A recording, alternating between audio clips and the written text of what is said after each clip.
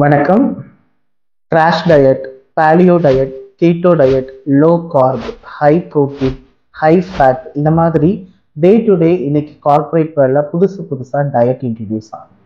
இந்த மாதிரி சில குறிப்பிட்ட ஊட்டச்சத்துக்களை மட்டும் மிகைப்படுத்தி எடுக்கக்கூடிய டயட்னால சில சைடு எஃபெக்ட் கிளினிக்கலா நாங்கள் நிறைய பேஷண்ட்ஸை டே டு டே பார்க்குறோம்.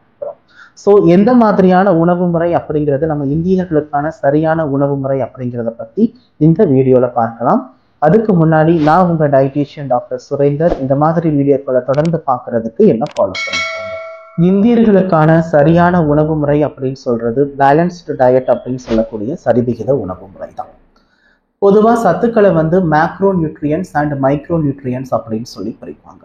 மேக்ரோ நியூட்ரியன்ஸ் அப்படிங்கிறது carbohydrate, protein, fat. Micronutrients அப்படிங்கிறது வைட்டமின்ஸ் அண்ட் மினரல்ஸ். இதுல எல்லா சத்துக்களும் சராசரியா எந்தெந்த விகிதத்துல கரெக்டா இருக்கணுமோ அந்த அளவுல இருக்கிறதுக்கு பேர் தான் நம்ம சரிவிகித உணவு அப்படின்னு சொல்றோம்.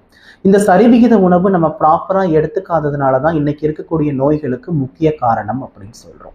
இன்னைக்கு இருக்கக்கூடிய நோய்கள்ல 56.4% தவறான உணவு பழக்க வழக்கங்களால மட்டும்தான் இருக்கு அப்படின்னு சொல்லி ஐசிஎம்ஆரோட கைடன்ஸ் சொல்லுது.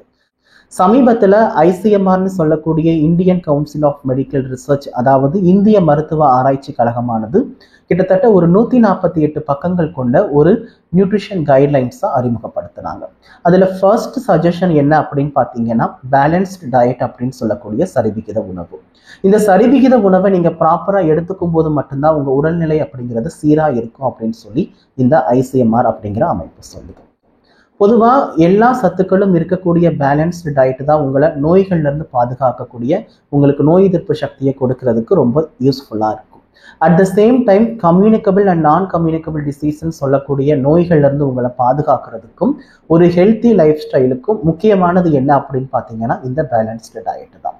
பேலன்ஸ் டயட் அப்படின்னு பார்த்தீங்கன்னா நம்ம பாரம்பரியமா என்ன சாப்பிட்டோமோ அதை எந்த விகிதத்துல எந்த அளவுல சாப்பிடணுமோ அப்படி சாப்பிட்டா போதுமானது. குறிப்பா சொல்லணும் அப்படின்னா இந்தியர்களோட டயட் குறிப்பா பார்த்தீங்கன்னா சவுத் இண்டியன்ஸோட டயட் எப்படி இருக்கும் அப்படின்னா ஒரு பிளேட்ல ஃபுல்லா நிறைய ரைஸ், சப்பாத்தி அந்த மாதிரி வச்சுக்கிட்டு லைக் காய்கறிகளை கம்மியா வச்சு சாப்பிட்ற மாதிரி இருக்கும். பட் ஐசிஎம்ஆர் கைடன்ஸ் பிரகாரம் ஒரு பேலன்ஸ்டு டயட், ஒரு சரிவிகித உணவு முறையில் உங்களுடைய பிளேட் எப்படி இருக்கணும் அப்படின்னு பார்த்தீங்கன்னா நம்ம சாப்பிடக்கூடிய பிளேட் ஆனது கிட்டத்தட்ட ஒரு 12 இன்ச்லேருந்து 14 இன்ச் இருக்கிற மாதிரி ஒரு பிளேட் எடுத்துக்கிட்டீங்க அப்படின்னா அதை 4 டிவைட் பண்ணணும். அந்த 4 பகுதியில 2 பகுதி, அதாவது ஆஃப் ஆஃப் த பிளேட் அப்படின்னு பார்த்தீங்கன்னா நம்ம சாப்பிடக்கூடிய காய்கறிகளும் பழங்களும் இருக்கணும். காய்கறிகள் பார்த்தீங்கன்னா குறிப்பா பூமிக்கு மேலே விளையக்கூடிய காய்கறிகளை அதிகமாக சாப்பிடலாம். கிழங்கு வகைகளை ஜஸ்ட் ஒரு 100 to 150 கிராம் வரைக்கும் அளவாக எடுத்துக்கலாம்.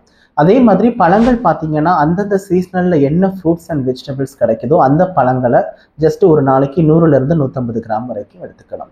காய்கறிகள் சராசரியா ஒரு ஹெல்த்தி லைஃப் ஸ்டைலுக்கு ஒரு சராசரி மனுஷங்க பார்த்தீங்க அப்படின்னா 350 கிராம் வெஜிடபிள்ஸ் அது சாப்பிடணும்னு சொல்லி ஐசிஎம்ஆரோட கைடன்ஸ் சொல்லுது. 350 கிராம் அப்படிங்கிறது ரொம்ப அதிகமாக இருந்தாலும் அட்லீஸ்ட் ஒரு 200 to 250 கிராம் வெஜிடபிள்ஸ் அது ஒரு பர்சன் கண்டிப்பாக ஒரு நாளைக்கு கன்சியூம் பண்ணணும். அதே மாதிரி மீதி இருக்கக்கூடிய அந்த 2 பகுதிகளில் ஒரு பகுதியானது உங்களுடைய புரோட்டீன் பேலன்ஸ்க்காக இருக்கணும். ஸோ நீங்கள் சாப்பிடக்கூடிய பயறு வகைகள், பருப்பு வகைகள், முட்டை, மீன், இறைச்சி வகைகள் ஏதாவது பார்த்தீங்கன்னா ஒரு பகுதி உங்களுடைய போர்ஷன் சைஸில் இருக்கணும். மீதி இருக்கக்கூடிய 4ல் ஒரு பங்குல ஒரு பகுதி பார்த்தீங்கன்னா உங்களுடைய கார்போஹைட்ரேட் அப்படின்னு சொல்லக்கூடிய மாவு சத்து பேலன்ஸ்க்காக இருக்கணும். அது அரிசி உணவுகளாக இருக்கலாம், கோதுமை உணவுகளாக இருக்கலாம், இல்லை அப்படின்னா சிறுதானிய உணவுகளாக இருக்கலாம். ஸோ நீங்கள் சாப்பிட்ற சாப்பாட்டில் 4ல் ஒரு பங்கு கார்போஹைட்ரேட்னு சொல்லக்கூடிய மாவு சத்து அடங்கிய உணவுப் பொருள், மீதி இருக்கக்கூடிய ஒரு பங்குல பார்த்தீங்கன்னா புரோட்டீன் பேலன்ஸ், அதாவது புரத சத்துக்கு என்ன தேவையோ அதை எடுத்துக்க போறீங்க. மீதி இருக்கக்கூடிய 2ல் பார்த்தீங்கன்னா காய்கறிகளும் பழங்களும் அதிகமாக எடுத்துக்கணும். அது போக ஒரு ஹெல்த்தி பர்சன் ஒரு நாளைக்கு 300 ml வரைக்கும் பால் அல்லது பால் சார்ந்த பொருட்களை சாப்பிடணும் அப்படிங்கிறதுலையும் தெளிவாக இருக்கும். ஸோ ஒவ்வொரு வேளை ஃபுட்லையும் உங்கள் பிளேட் ஆனது இந்த மாதிரி சரியான விகிதத்தில் கரெக்டான அளவில் இருந்தது அப்படிங்கிற பட்சத்தில் நீங்கள் உங்களுடைய ஹெல்த்தி லைஃப் ஸ்டைல் அப்படிங்கிறது நார்மலாக மெயின்டைன் ஆகும் அப்படிங்கிறத மைண்டில் வச்சுக்கணும். ஸோ எந்த ஒரு டயட்டுமே பார்த்தீங்கன்னா ஃபார் எக்ஸாம்பிள் சில பேலியோ டயட் ஆகட்டும், கீட்டோ டயட் ஆகட்டும், இந்த மாதிரி டயட்ஸ் எடுக்கும்போது பார்த்தீங்கன்னா சில குறிப்பிட்ட சத்துக்களை மட்டும் நீங்கள் மிகைப்படுத்தி சாப்பிட்ற மாதிரி இருக்கும்.